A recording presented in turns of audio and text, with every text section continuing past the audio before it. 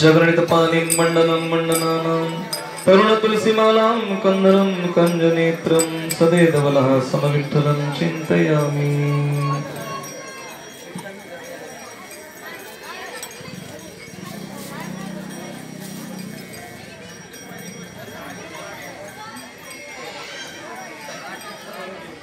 माझी वाणी तुझे वर्णी गुणनाम, माझी वाणी तुझे वर्णी गुणनाम, माझी वाणी तुझे वर्णी गुणनाम, माझी वाणी तुझे वर्णी गुणनाम। ऐसे प्रेम ताई करा, प्रेम ताई करा, प्रेम ताई करा। माझी वाणी तुझे वर्णी गुणनाम, ऐसे प्रेम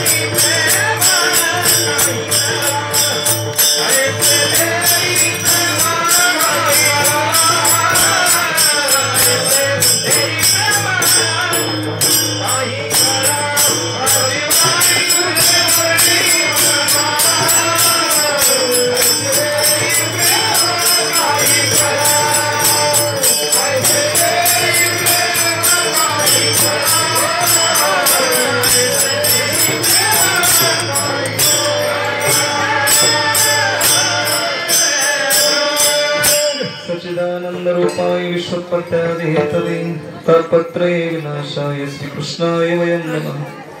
राम रामेति रामेति रमे रामे मनोरमे सहस्रनाम तत्तुल्यं राम नाम वरानने। श्री गुरुचरण सरोजनि मनोकुरु सुधारि वरणो रघुवर्गमण्डलदायको फलच्चारि।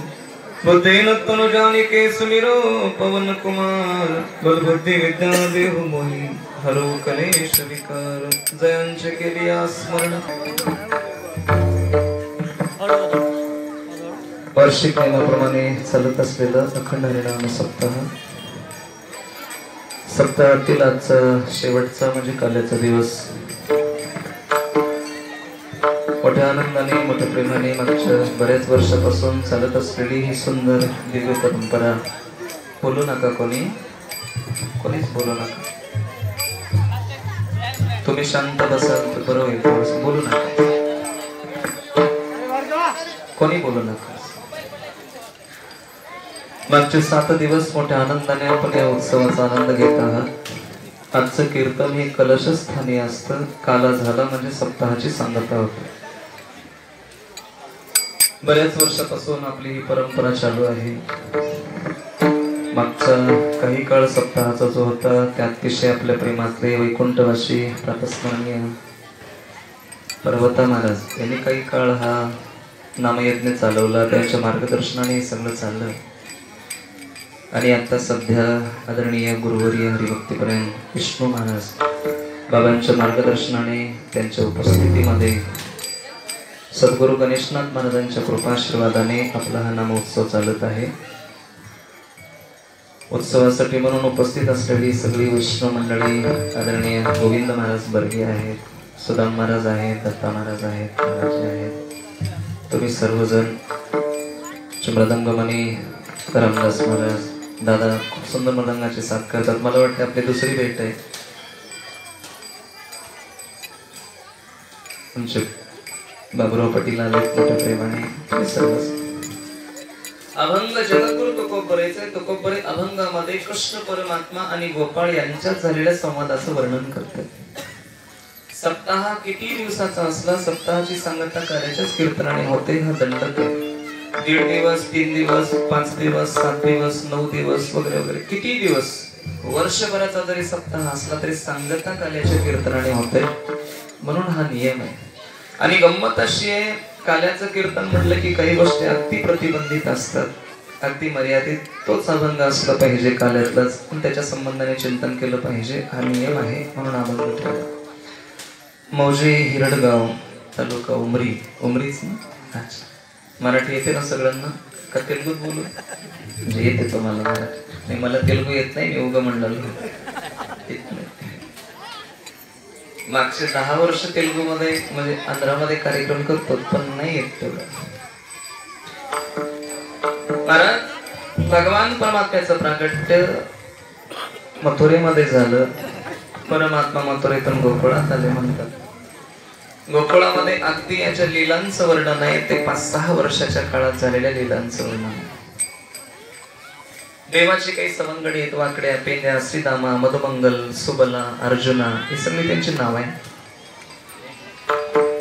आज परमात्म्याला खेळ खेळावा असं वाटलं. देवही खेळतात आपणही खेळतो. आपला खेळ प्रपंचाशी आहे. देवाचा खेळ सवंगड्याशी आहे. देवाचा खेळ प्रेमाचा आहे. भगवान परमात्मा आज इच्छा झाली देवाची खेळ खेळायचंय. एका बाजूला बलरामजी महाराजांना उभं केलं. एका बाजूला स्वतः उभं टाकले. आणि परमात्मा सगळ्यांना एक प्रश्न विचारतात. बाबा रे तुम्ही एवढी जण जमला त्या सगळ्यामधलं माझं कोण आहे ते सांगा. माझं कोण आहे? वेदनी चटकन विचारले. 1 मिनिट थांब म्हणले. तुझा प्रश्न चुकीचा आहे. एका प्रश्नाचं उत्तर दे. तुझं कोण नाही ते पहिलं सांग. तुझं कोण नाही ते पहिलं सांग. देव स्वतः म्हणतात माझं कोण आहे. वेदाने सांगितलं कृष्णा हे बोलणं चुकीचं आहे. तुझं कोण नाही. अरे सगळं जग तुझं आहे. तू स्वतः कितीतरी वेळेला सांगतोस ना ममई वाशो जीवलोके जीवभूता सनातन माझे विस्तारले कोणाचे नावे हे जग नोहे मीच हे सगळं जगत म्हणजे माझं स्वरूप आहे असं म्हणणारा तू आज तू हे का बोलतोस कृष्णा आमच्या लक्षात येत नाही. कदाचित हा भाव तुकोबरांना कळला असावा गोपाळांनाही कळला असावा. पण आज थोडा विनोदाने थट्टा करून देवाशी बोलतोय. परमात्म्याची इच्छा झाली आज सगळ्यांसोबत नाही आपल्या असणाऱ्या माणसाशी खेळावं. आपल्या माणसाशी खेळताना येणारा आनंद तो जगापेक्षा वेगळा असतो. महाराज जगापेक्षा वेगळा असतो. जास्त माणसं लागत नाहीत. आपले 4 झाले की झालं. मग मजा आहे. मग आनंद आहे.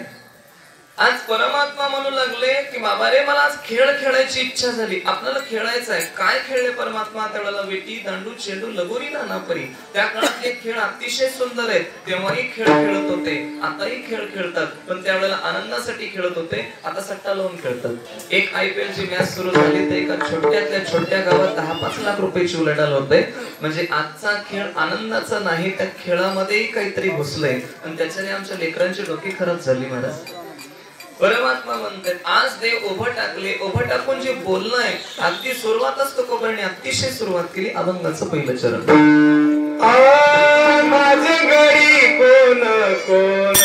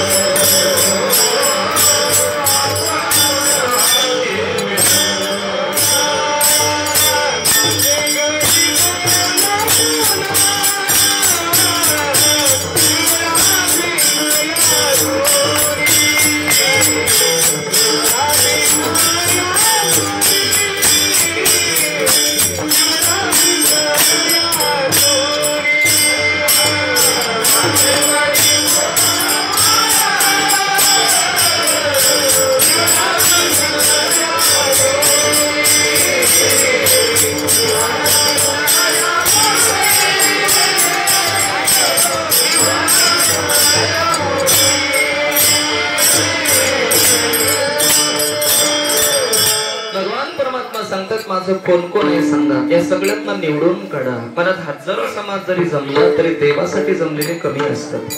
पंढरपूरला एका वर्षाला 12 लाख 14 लाख लोक येतात, देवासाठी किती येतात त्याच्यावर शंका आहे. किती लोक देवासाठी येत असतील सांगा. हजारो समाज जमला, लाखो समाज जमला, पण अगदी देवाच्या प्रेमासाठी किती जमले, आश्चर्य आहे महाराज. आणि गंमत काय माहितीये का, देवासाठी येणारी जी आहेत ना, त्यातल्या त्या देव ज्यांची आठवण करतो ती खूप कमी असतात. माऊलींना सांगतो देव, तुकोबरांना सांगतो या आषाढी कार्तिकी विसरू नका माझं, मी वाट पाहणार आहे बरं, तुम्हाला आलं पाहिजे, तुम्हाला आलं पाहिजे. एखादी आई जसं माहेराची सासरी गेलेली मुलगी आहे, ती परत येताना जी आतुरता आहे, त्या पद्धतीने परमात्मा सगळ्यांची वाट पाहतो. हे खूप कमी. मला समाज खूप आहे, गोपाळ कमी नव्हते, गोपाळ भरपूर आहे, पण त्या सगळ्या गोपाळामध्ये देवासोबत खेळण्याचा अधिकारी कोण आहे? गुरुवर्य प्रातस्मरणीय दुल्ला महाराज देगलूरकर बाबा एका दिवशी सांगत होते, समाजात 5 वर्ग पाहायला भेटतात म्हणे. एक वर्ग आहे तो पामरांचा आहे. पामर देवासोबत खेळेल का? नाही, कारण पामराला देवधर्माचं काही देणं घेणंच नाही. विषयी माणसं देवासोबत खेळतील का? अरे विषयी माणसाला विषयाचं प्रेम आहे, देवाचं प्रेम नाही. देवाचं प्रेम असतं तर तो वैष्णव झाला असता, देवाचं प्रेम असतं तर त्याला भक्त म्हटलं असतं. त्याला विषयी म्हणण्याचं कारण तो विषयातच गुरफटलाय, त्याला विषयाचं प्रेम आहे म्हणून तो विषयी. बरं, मुमुक्षु देवासोबत खेळेल का? मुमुक्षु सुद्धा देवासोबत खेळणार नाही, कारण मुमुक्षुला अजून प्राप्ती झाली नाही, भगवत प्राप्तीसाठी त्याचा प्रयत्न चालू आहे. बरं, मग ज्ञानी लोक देवासोबत खेळतील का? मुक्त देवासोबत खेळेल का? सांगू लागले मुक्तही देवासोबत खेळणार नाही. का? कारण मुक्तामध्ये जीवनमुक्त आणि विदेहमुक्ताचं वर्णन आहे. महाराज या दोघांनाही खेळण्याचा आनंद संपला, खेळाच्या ते पान पुढे निघून गेले. मग देवाच्या बरोबरीने खेळणारा कोण आहे? ते केवळ भक्त जगाच्या पाठीवर देवाच्या बरोबरीने खेळू शकतो. भक्तामध्ये पुन्हा 4 प्रकार पाहायला भेटतात: अर्थ, अर्थार्थी, जिज्ञासू आणि ज्ञानी. संकट पडल्यावर हरिहरी म्हणणारे खूप आहे, बाकी टाइमला काही देणं घेणं नाही. कबीर महाराज तेच सांगतात. कबीरजी महाराजांचं बोलणं अतिशय सुंदर आहे. कबीर महाराज सांगतायत, दुःख में सुमिरण सब करे, सुख में करे ना कोई, जो सुख में सुमिरण करे तो दुःख काय कोय. अरे कोरोना झाल्यावर देवाची जेवढी आठवण येते ते जर बाकी वेळेला आली असती तर, चिकनगुनिया झाल्यावर जेवढी देवाची आठवण येते ते बाकी वेळेला आली असती तर. आम्हाला बाकीच्या वेळेला येत नाही, बाकीच्या वेळेला आम्हाला संसाराची आठवण येते. बाकीच्या वेळेला आम्हाला बाकीचं सगळं आठवतं, लेकरं बाळ प्रपंच सगळ्या गोष्टी आठवतात, देव आठवत नाही. आणि संकट पडलं की मग म्हणतात देवा आता मला तुझ्याशिवाय कोणी नाही. ही वेळ आहे माणसाला, त्यावेळेला देवाची आठवण येते. महात्म्यांचं बोलणं आहे, सुखात देवाची आठवण केल्यावर दुःख त्याच्या नशिबाला येतच नाही, येण्याचा काही प्रश्न नाही. मग महाराज अर्थ भक्त केवळ अडचण पडलं, केवळ अडचण पडली की मग देवाची आठवण करतो. एक अर्थार्थी भक्त देवाची आठवण करतो, पण अर्थाच्या अर्थाने आठवण करतो. काय मिळणार आहे, काय मिळणार आहे, किती मिळणार आहे, या संबंधाने भक्ती चालू आहे. पण देवाने दिल्यावर नकोही म्हटलं नाही. सुदाम देवाला सुदामपुरी दिली, यांनी मागितली नाही पण त्यांनी दिली, तरी नाही म्हणू शकले नाहीत. उग्रसेनाला राज्य दिलं, यांनी मागितलं नाही पण त्यांनी दिलं, पण नको म्हटले नाहीत. याचा अर्थ ते अर्थार्थी भक्तात आले, दिल्यानंतर नको म्हटले नाहीत पण घेतले का नाही हेही तितकंच खरं आहे. बरं तिसरा तो जिज्ञासू. जिज्ञासू तो जाणावे, त्याला जाणून घ्यायचंय काहीतरी. आत्मतत्व, परमात्मतत्व, जीवतत्व, जडतत्व, मायातत्व या संबंधाने त्याला काहीतरी जाणायचंय. आणि चौथा जो आहे ना त्याला ज्ञानी भक्त म्हणतात. ज्ञानी भक्ताची व्याख्या काय? माऊली ज्ञानराज सांगतात, हे समस्त ही श्री वासुदेव ऐसा प्रतिकी रसांचा उतला भाव, तो भक्ता माझी राव आणि ज्ञानी आहोची. त्या भक्तामध्ये सगळ्यात मोठं स्थान त्याचं आहे आणि त्यांना ज्ञानी भक्त म्हणतात. कोणाला म्हणावं? जिकडे बघितलं तिकडं त्याला देवच देव दिसतो, तो ज्ञानी भक्त आहे. आणि असाच गोपाळ देवाच्या बरोबरीने खेळण्याचा अधिकारी आहे. आज देवाला तशा गोपाळांना शोधायचं आहे, वेगळं काढायचं आहे. मला एक सांगा, बाई जर तांदूळ निवडायला बसली, आपण तांदूळ निवडणं म्हणतो, बाई तांदूळ निवडते का मध्ये असलेले खडे निवडते? खडे निवडते. पण आपण खडे निवडायला बसलो म्हणतो का तांदूळ निवडायला? सहज आहे. पण ठीक आहे, खडे जास्त असतात का तांदूळ जास्त असतात? तांदूळ जास्त असतात. खड्याचं प्रमाण कमी आहे. तसं हजारो समाज जरी जमला ना, देवांनी ज्यांची वाट पाहावी, देवांना ज्यांच्याशी खेळावाशी इच्छा व्हावी, अगदी खड्याप्रमाणे असतात. त्यांना शोधून शोधून शोधून देवाला काढावं लागतं. भगवान परमात्मा म्हणतात, माझं कोण आहे, माझं कोण आहे, या सगळ्यातनं शोधून काढा, निवडून काढा. मग त्यातले काही निवडून बाजूला पडले, सगळे नाही, 50% सुद्धा नाही, 25% नाही, 10% सुद्धा नाही, अगदी खूप कमी निवडून बाजूला आले. त्यांनी विचारलं, म्हणले काना आता मी निवडून बाजूला आलो, तुम्ही म्हटलं त्या पद्धतीने आमचं येणं झालं, बरं आता काय करायचं? म्हणजे आज सगळ्यांनी खेळायचं नाही, आता आपण खेळायचं. अभंग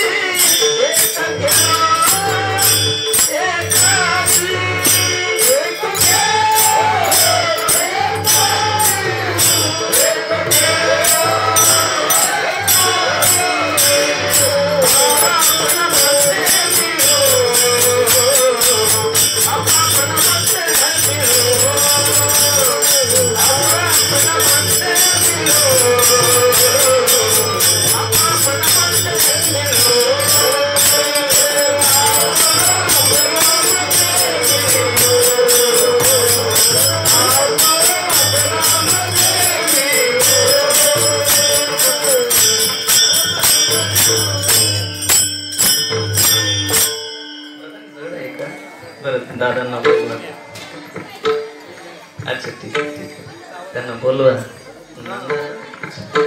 महाराज भगवान परमात्मा सांगू लागले, आप आपणामध्ये मिळो. महाराज सगळ्यातला सगळ्यात सुंदर खेळ हाच आहे. आप आपणामध्ये म्हणजे जीवात्मा आणि परमात्म्याचं ऐक्य होणं, याला हा खेळ मानला जातो. आणि दुसरी गोष्ट काय माहित आहे का, याच्यासारखा जगात सुंदर खेळ कोणता नाही महाराज, कोणता नाही.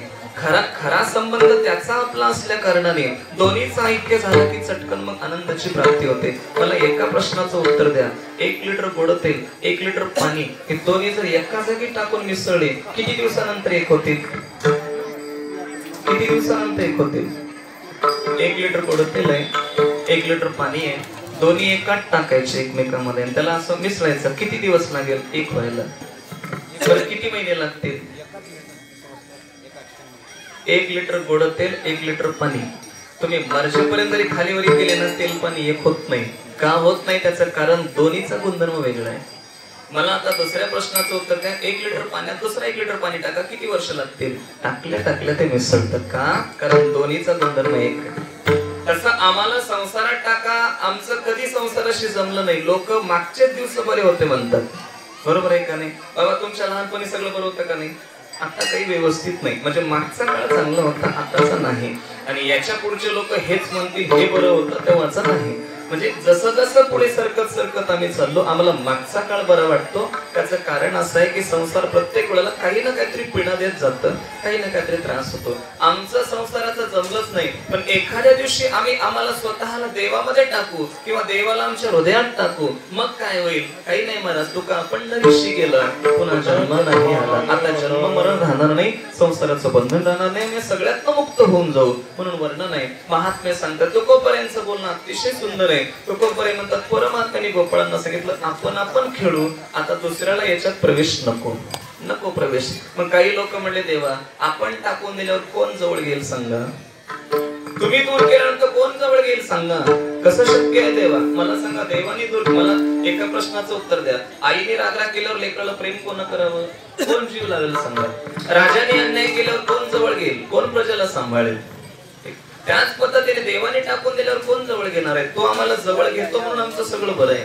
आपल्याकडे एक म्हण आहे, तर तुमच्याकडे आहे का नाही माहित नाही, जिसका कोई नाही उसका खुदा होता है. याचा अर्थ असा की सगळ्यांनी जरी टाकून दिलं तरी देव टाकून देत नाही महाराज. कबीर महाराजांचा एक दोहा आहे, मुर्दे को हरि देत है कपडा लकडी आग, जीवत नर चिंता करे उसका बडा आभार. ज्याला कोणी नाही त्याचाही सांभाळ आमचा परमात्मा करतो. आम्ही चिंता करण्याचं काही कारण नाही, चिंता करून आम्ही चिंतन करावं असं वर्णन आहे. म्हणजे कोणी नसलं तरी तो आहे. ज्या दिवशी त्याने टाकून दिलं. आता शेतोबंधाचं कार्य चाललं होतं म्हणतात, रामप्रभूच्या नावाने दगड तरतायत हे रामजींच्या कानावर आहे.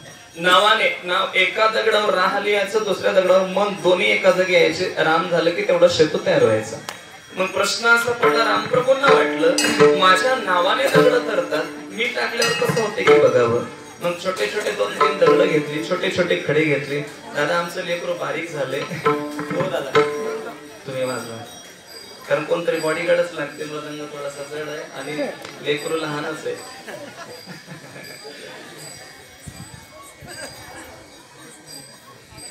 तुमचं बरं आहे, कधी तुम्हाला आदल बदल करता येतं. मला काही नाही, अडकवलं की अडकवलं, आता काही प्रश्न नाही. सिस्टम वाले दादा चारचे पैसे घ्यायचे, आपण माहिती इकडे तिकडे ठरलं होतं.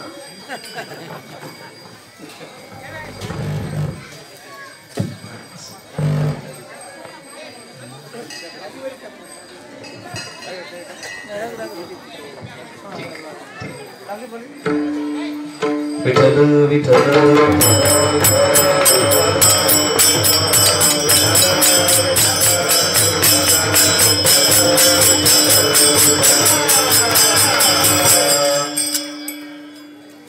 भगवान परमात्म्याने रामप्रभूंनी सहज 2-3 दगड हातात घेतले, कोणी बघणार नाही. अशा वेळेला जाऊन एक दगड पाण्यात टाकलं ते टपकन बुडून गेलं. दुसरं दगड टाकलं ते सुद्धा बुडालं. तिसरं दगड टाकलं ते सुद्धा बुडालं. रामप्रभूला वाटलं हे मी दगड टाकल्यावर बुडालेत, कोणी पाहिलं असेल का नाही. माणूस आपटून पडल्यावर काहीच वाटलं, पण पडल्यावर कोणतरी बघलं की लाज वाटते. उगा पडलं तर काही होत नाही, किती जणात पडू द्या, गुडघा फुटू द्या, काही होऊ द्या, पण त्याच्याकडे कोणाचं लक्ष गेलं की माणसाला लाज वाटते. रामप्रभूला वाटलं 3 दगड मी टाकली, 3च्या 3 पाण्यात बुडली. बरं हे घडलंय, कोणी बघितलं तर नाही का? मागे फिरून बघितले, मारुतराय मागे उभे होते. मारुतराय हसत होते. रामप्रभूंनी विचारलं तुम्ही कधी आलात? म्हणजे तुमचा पहिला दगड पाण्यात बुडाला तेव्हाच आलो म्हणले. रामप्रभूंनी बजरंगबलीला प्रश्न विचारला की मी माझ्या नावाने दगड तरतात, पण मी गेल्यानंतर माझ्या हाताने दगड बुडाली, याचं कारण काय? मारुतरायाने गोड उत्तर दिलं, म्हणले देवा तुझ्या नामाचा महिमा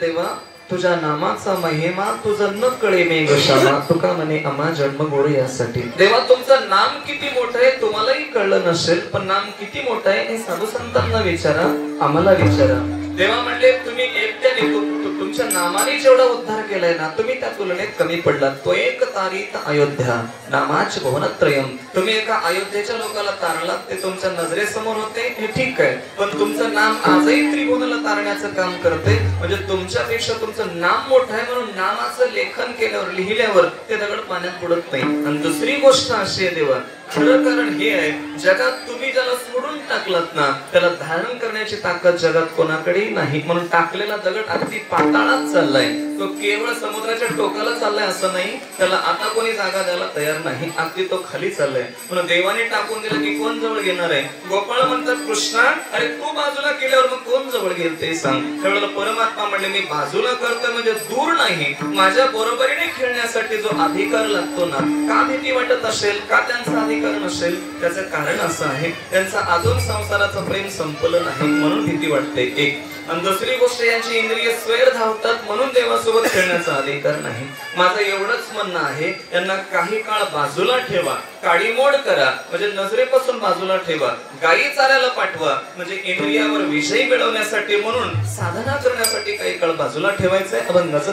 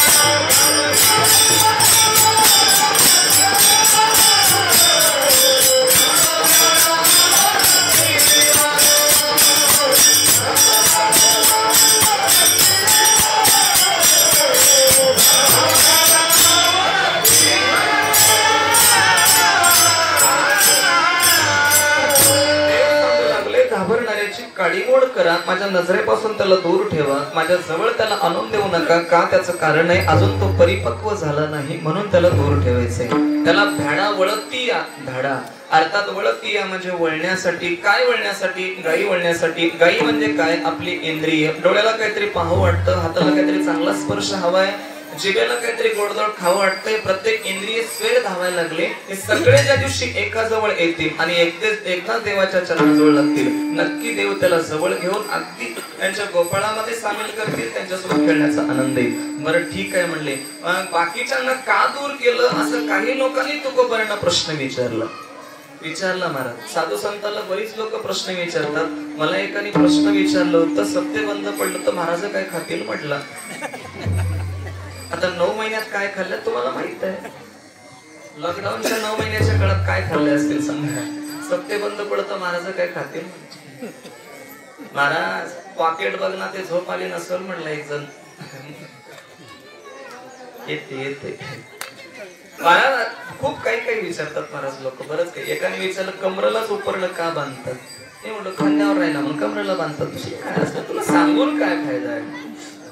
काही फायदा नाही महाराज.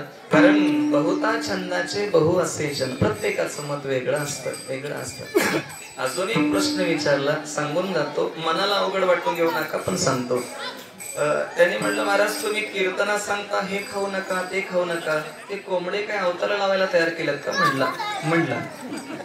मला 2 वर्ष लागले या प्रश्नाचं उत्तर शोधायला. लक्ष द्या, मी खोटं बोलत नाही व्यासपीठावर. मला 2 वर्ष लागले. आणि 2 वर्षाच्या नंतर एकदा मोरारी बापूंची कथा चालली होती. गौतम महाराजांच्या आश्रमातला प्रसंग होता. त्या दिवशी प्रश्नाचं उत्तर मिळालं. का? कारण पहिल्यांदा जगातली सगळ्यात पहिली घड्याळ देवाने बनवली ती कोंबडू. का? त्यानं बाग दिला. ते शेतकरी शेतला जात होता, साधू साधना करत होते, लोक कामाला लागत होते महाराज. नॅचरल घड्याळ येऊन 50 वर्ष झाली. त्याच्या पहिलं लोकांना कधी कळत होतं मावळलंय का उजडलंय. कोंबड्याने बाग दिला की कळत होतं. त्याने सांगितलं भगवानने पहिली घडी ए बनाई थी. पहिल्यांदा ते लोकांना बरंच काही वाटतं महाराज, बरंच काही वाटतं. त्या सोडून तुकोबांना प्रश्न विचारला. मला सांगा म्हणले तुम्ही देवाने हा अन्याय करायला नको होता. परमात्म्याने